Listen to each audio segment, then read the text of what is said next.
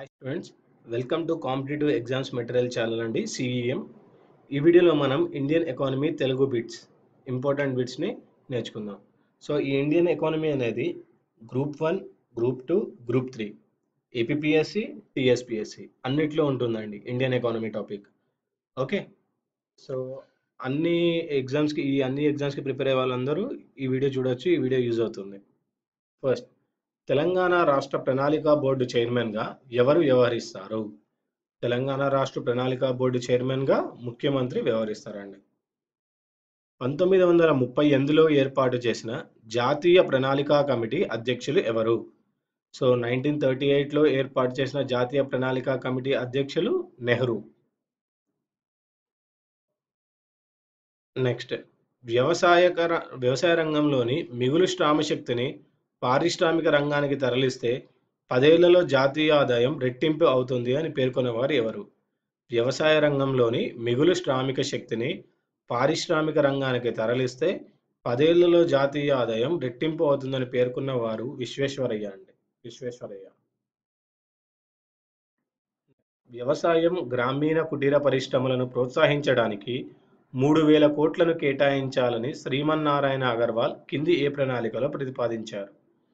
వ్యవసాయం, గ్రామీణ కుటీర పరిశ్రమలను ప్రోత్సహించడానికి 3,000 కోట్లను కేటాయించాలని శ్రీమన్నారాయణ అగర్వాల్ ఏ ప్రణాళికలో ప్రతిపాదించారు? Gandhian plan. భారతదేశానికి ప్రణాళికా సంఘం ఏర్పాటు అవసరాన్ని మొదటగా ఎవరు ప్రతిపాదించారు?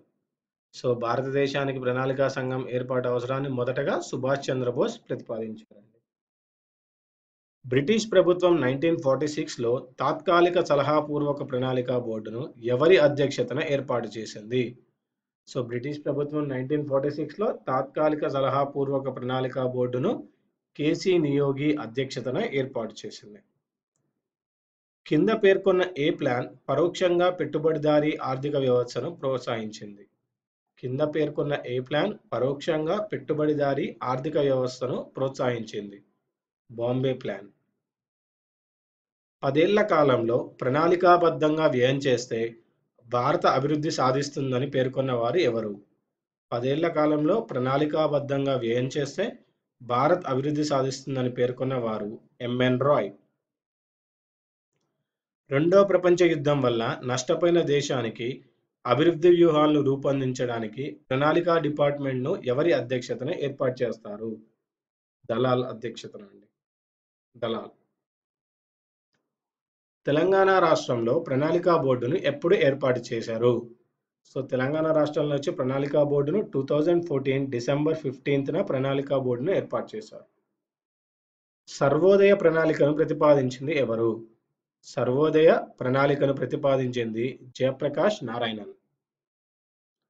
1948లో భారతదేశానికి మిశ్రమ ఆర్థిక వ్యవస్థ, పంచవర్ష ప్రణాళికా సంఘం ఉండాలని సిఫార్సు చేసింది ఎవరు? 1948లో ఇండియాకు మిశ్రమ ఆర్థిక వ్యవస్థ, పంచవర్ష ప్రణాళికా సంఘం ఉండాలని సిఫార్సు చేసింది జాతీయ ప్రణాళికా కమిటీ. ఎంఎన్ రాయ్ ప్రజా ప్రణాళికను ఏ సంస్థ తరపున విడుదల చేశారు? ఎంఎన్ రాయ్ ప్రజా ప్రణాళికను ఇండియన్ ఫెడరేషన్ ఆఫ్ లేబర్ సంస్థ తరపున విడుదల చేశారు.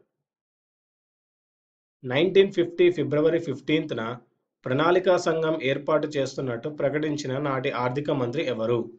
1950 ఫిబ్రవరి 15న ప్రణాళికా సంఘం ఏర్పాటు చేస్తున్నట్టు ప్రకటించిన నాటి ఆర్థిక మంత్రి షణ్ముగ శెట్టి.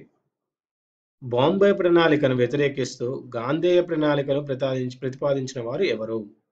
సో బాంబే ప్రణాళికను వ్యతిరేకిస్తూ గాంధేయ ప్రణాళికను ప్రతిపాదించిన వారు శ్రీమన్నారాయణ అగర్వాల్. ఫ్రాన్స్ మొదటగా సూచనాత్మక ప్రణాళికను ఎప్పుడు ప్రవేశపెట్టింది? సో ఫ్రాన్స్ మొదటగా సూచనాత్మక ప్రణాళికను 1948లో ప్రవేశపెట్టిందండి. ఇవ్వండి ఈ వీడియోలోని important Indian economy Telugu bits. ఈ వీడియో మీకు నచ్చినట్టయితే లైక్ చేయండి, సబ్స్క్రైబ్ చేయండి, షేర్ చేయండి, కమెంట్ చేయండి. ఇంకొక విషయం వచ్చేసి ఈ ఇండియన్ ఎకానమీ క్వశ్చన్స్ ప్రాక్టీస్ చేసుకోవాలి అంటే మీరు ఆండ్రాయిడ్ ప్లే స్టోర్లోకి వెళ్ళి Indian economy Telugu bits by Sandeep అని కొడితే మీకు యాప్ వస్తుంది. యాప్ని డౌన్లోడ్ చేసుకొని మీరు ఎన్ని నెంబర్ ఆఫ్ టైమ్స్ అన్న ప్రాక్టీస్ చేసుకోవచ్చు. Thanks for watching this video.